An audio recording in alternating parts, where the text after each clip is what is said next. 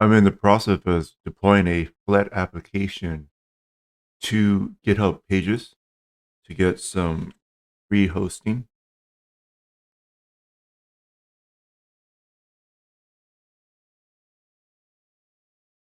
The application, I've only run it on the desktop so far. My friend Jesse Kasman, this is a kind of a mock resume showcase where you can get an overview. So this guy's a Stanford alumnus. He works in the Python courses and he's hoping to apply his skills to real world. So it's a real person, but the resume it's more geared toward intern as an example. So you'd maybe take a video of this resume showcase with your own information and make like a 1-minute video and then show it. It talks about you first have to build the demo, and we have tutorials on how to do this. Your experience,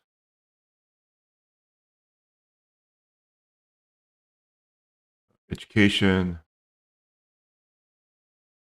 skills, and this would be skills that would be relevant to the internship that you're applying to, and interest. So there's a drop-down menu here in Flet, and there's also something called a snack bar, which opens at the bottom for some visual animation here.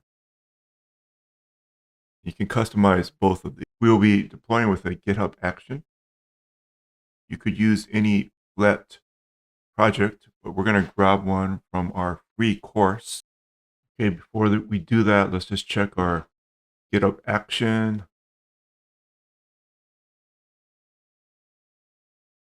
Everything seems to be running so far. Still in the process of deploying.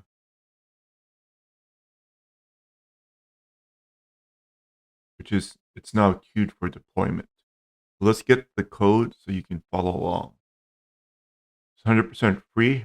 I'm at industry-python.thinkific.com. I've created a free account, no credit card needed. And I'll enroll.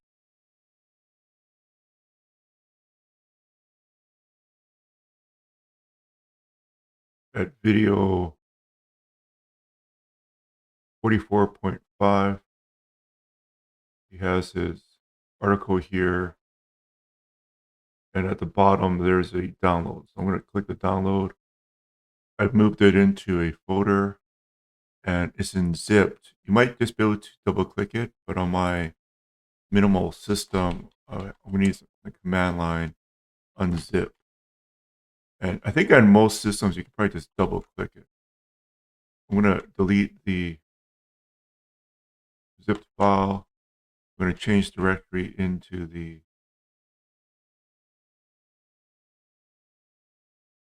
resume showcase. UV sync to test it. I'll do UV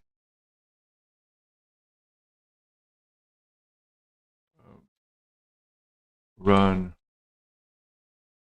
flet main.py to test it.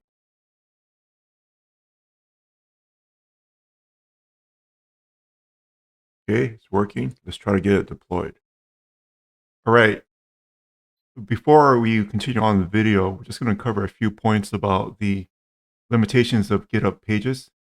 It's obviously, it does work here. There's a little problem with that caret for the dropdown here that it's not coming up. We could probably fix it in the future. Once the application is loaded, it does run fine. And you can see here the URL is on GitHub Pages. And this is free. This one is on fly.io. There's a small cost for it. And we could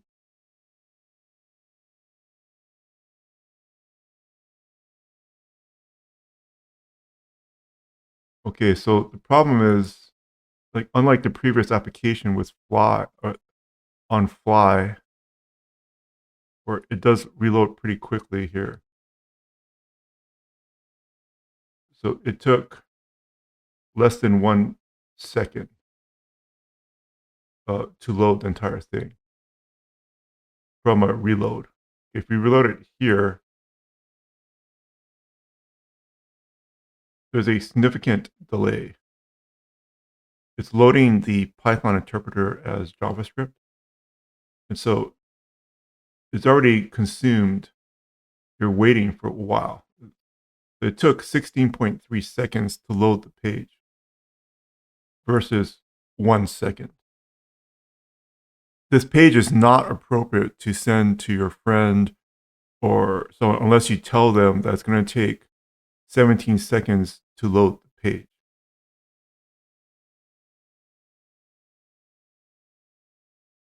Otherwise, they'll be staring at a blank page. The primary advantage is that it's free. The deployment's automatic because we're going to set up a GitHub action here soon. This is more just so you have it for yourself, that you can go back to your project very easily from the GitHub Pages link, and the deployment will be automatic. If you deploy it to Fly, the deployment, it takes much longer. It's more complex and it costs, but you're loading it 17 times faster. So this deployment is for personal use, where you can see what you built. You can take a video of it here and share it with the employer.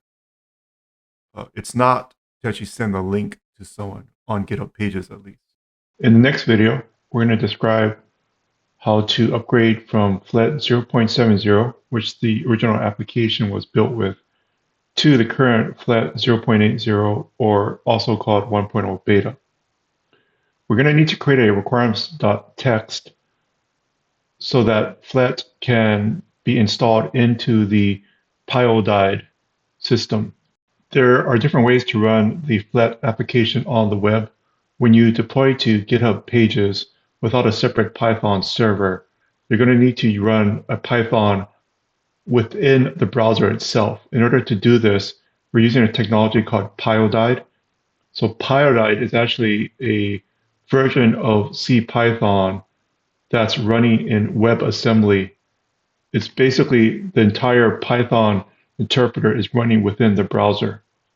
This is one of the reasons it takes so long to load within the browser when you first get it started, but after that, the performance is fine. Then we're going to build a GitHub Pages workflow using for the GitHub Actions, there's a YAML file that we'll configure to run a set of commands that will run automatically every time you push up to GitHub. We're of course going to have to create the GitHub repository, enable GitHub Pages, which is the web page that's associated with the repository. We're going to push it up to GitHub.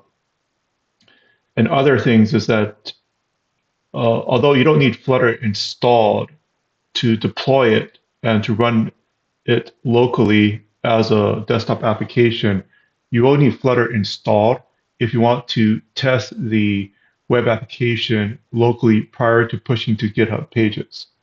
So the application, you don't need Flutter installed for the development. However, you would have to push it up to GitHub Pages and just use the GitHub Pages or the GitHub Actions as a way to install Flutter in the GitHub cloud and then build it from there. If you want to build it locally, you will need Flutter installed. Again, I encourage you to sign up for this free course, no cost to you, industry-python.thinkific.com.